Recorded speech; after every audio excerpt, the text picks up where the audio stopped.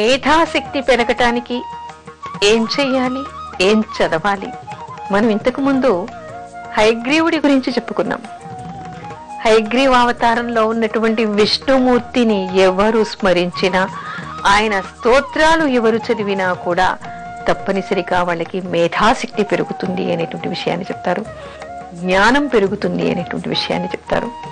ఆ తర్వాత మేధో దక్షిణామూర్తి స్తోత్రాలు కూడా మనకి ఉన్నాయి. దక్షిణామూర్తి ఎవరు? సాక్షాత్తు శివుడు. ఆయన ఏమిటి? ఆయన అవతారం ఏమిటి? 16 సంవత్సరాల కుమారుడిలాగా, అంటే కౌమార్యంలో ఉన్న వాళ్ళు ఏ విధంగా ఉంటారో ఆ విధంగా ఉంటారట. కాకపోతే ఆయన దగ్గర ఉన్నటువంటి శిష్యులంతా వృద్ధులు. వృద్ధ శిష్యులు యువ గురువుగా చెప్తారు దక్షిణామూర్తిని. ఆయన ఏమీ మాట్లాడట, ఏ ఉపదేశాలు చేయడు, ఏ మంత్రాలు చెప్పడు, ఏ ప్రశ్నలకి జవాబు చెప్పడు.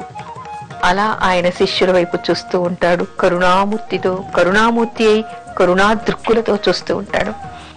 ఆయన నామాన్ని స్మరిస్తూ ఆయన కళ్ళ వైపు, ఆయన పాదాల వైపు దృష్టి సారించి ఎవరు ధ్యానం చేసినా వాళ్ళకి మేధస్సు పెరుగుతుందిట, జ్ఞానం పెరుగుతుందిట. శివాయ గురువే నమః అనేటువంటి మంత్రాన్ని చదువుకోవడం, మేధో దక్షిణామూర్తి మంత్రాన్ని చదవడం, మేధో దక్షిణామూర్తి స్తోత్రాన్ని చదువుతూ ఈశ్వరుణ్ణి ధ్యానించటం వల్ల తప్పకుండా జ్ఞానం కలుగుతుంది అని చెప్తారు. అది ఎలాంటి జ్ఞానం? లౌకికంగా జీవితంలో నిత్యం మనకి ఏది కావాలో దాన్ని మంచి దారిలో నడిపించేటువంటి జ్ఞానం ఇహపరమైనటువంటిది. ఆ తర్వాత మనకి ఆత్మజ్ఞానాన్ని కూడా ఆయన కలిగిస్తాడు అనేటువంటి విషయాన్ని చెప్తారు. ఆయన మాట్లాడకుండానే ఆయన చూపు మన మీద పడితేనే జ్ఞానం మనకి పెరుగుతుంది అనేటువంటి విషయాన్ని చెప్తారు. ఇకపోతే మనకి చదువుల తల్లి మహాసరస్వతి. ఆవిడకున్నటువంటి స్తోత్రాలు అనేకం ఉన్నాయి. ఆవిడ దృక్కులు మన మీద పడితేనే చాలు, మనలో ఉన్నటువంటి జడత్వం నాశనం అయిపోతుంది, మనలో జిజ్ఞాస పెరుగుతుంది, ఆశ పెరుగుతుంది, జ్ఞానం పెరుగుతుంది, మనలో ఉన్నటువంటి జ్ఞాన జ్యోతి ప్రకాశిస్తుంది. అయితే ఆవిడ్ని ఏ విధంగా మనం పూజించాలి, ఎలాంటి స్తోత్రాలతో మనం పూజించాలి, ఎలాంటి విషయాలు మనం తెలుసుకోవాలి అనేటువంటిది కూడా మనం తెలుసుకోవాలి.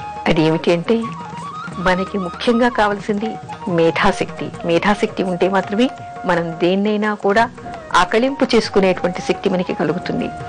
జ్ఞాపక శక్తి మనకి కావాలి, జ్ఞానశక్తి కావాలి, బుద్ధిశక్తి కావాలి. దానికి ముఖ్యంగా చేయవలసినటువంటిది సరస్వతి కవచాన్ని చదవాలి అంటారు.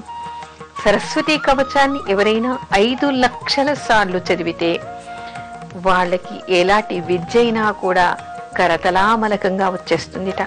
అందుకని ఇలాంటి స్తోత్రాలన్నీ చేస్తూ విష్ణుమూర్తిని కాని, శివుణ్ణి కాని, అమ్మవారిని కాని కొలిస్తే తప్పకుండా మేధాశక్తి పెరుగుతుంది అనేటువంటి విషయాన్ని తెలుసుకోవాలి.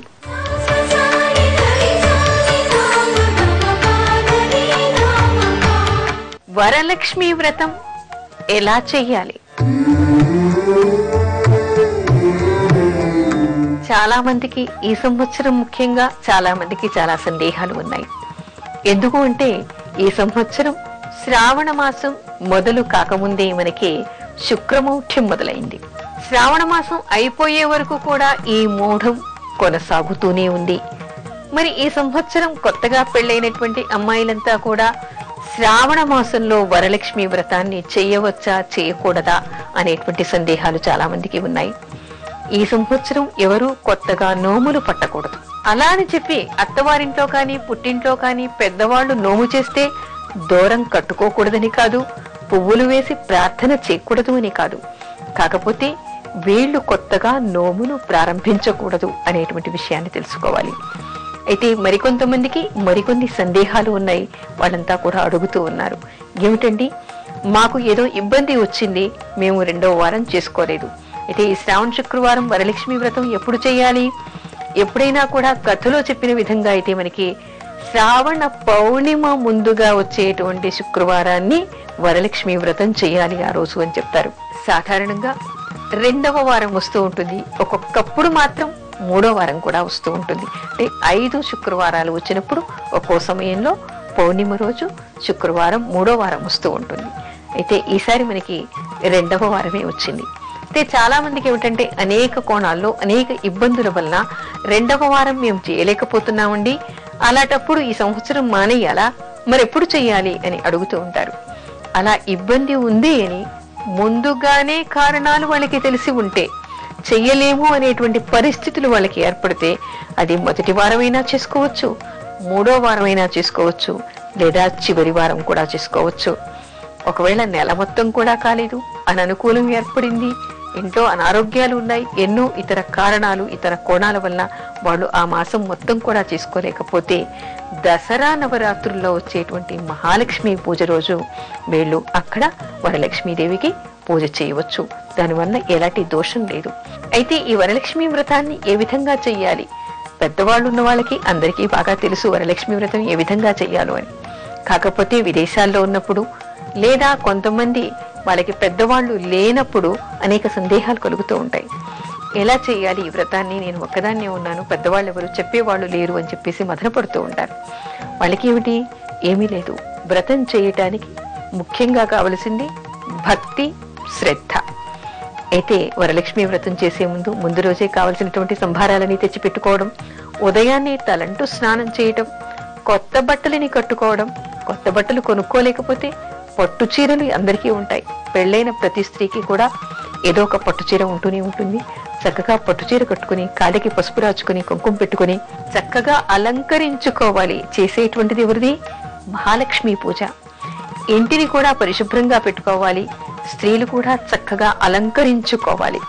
ఆ తర్వాత అమ్మవారికి ఒక పీట మీద చక్కగా అష్టదళ పద్మాన్ని పెట్టి, వరిపిండితో 5 రంగులతో ముగ్గులు పెట్టి, దాని మీద బియ్యం పోసి, దాని మీద ఒక కలశాన్ని పెట్టి, ఆ కలశం మీద కొబ్బరికాయని పెట్టాలి.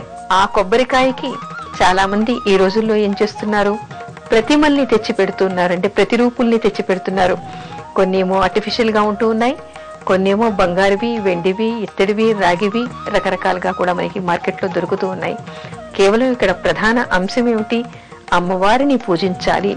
అయితే ఇక్కడ మనకి పనికొచ్చేటువంటివి ఏమిటి? మట్టితో ఉన్నవి తెచ్చుకోవచ్చు, ఇత్తడివి తెచ్చుకోవచ్చు, తర్వాత బంగారువి తెచ్చుకోవచ్చు, వెండివి తెచ్చుకోవచ్చు. కానీ ఇతరగా ఉన్నటువంటి మిగతా మెటల్స్, ఇనుము అలాంటివి మాత్రం తెచ్చుకోమాకండి. ఆ తర్వాత ఆ ముఖాన్ని ఆ కొబ్బరికాయకి ముందర పెట్టి అమ్మవారిని చక్కగా అలంకరించి, పూలమాలలతో అలంకరించి, కొంతమంది చక్కగా చీర కడతారు. వీలుంటే చీర కట్టేసి ఎంత బాగా అమ్మవారిని అలంకరించగలిగితే అంత బాగా అలంకరించండి. ఆ తర్వాత అమ్మవారికి తోరాలు కట్టుకునేటువంటిది మనకి ఆచారం ఉంటుంది కాబట్టి ఆ తోరం తయారు చేసుకుని అక్కడ పెట్టి, తోరానికి కూడా కల్పంలో పూజా విధానం ఉంది. ఆ తోరానికి పూజ చేసి అది అమ్మవారి దగ్గర పెట్టి ముత్తైదులకు కట్టి వాళ్ళు కూడా కట్టుకోవాలి.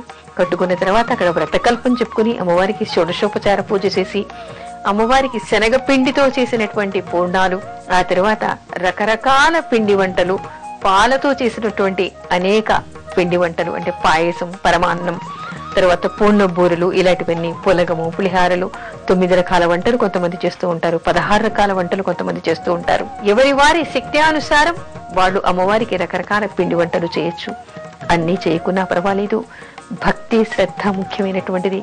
చిన్ని గిన్నెలో పరమాన్నం చేసి నైవేద్యం పెట్టినా ఆవిడ చక్కగా ఆశీర్వదిస్తుంది.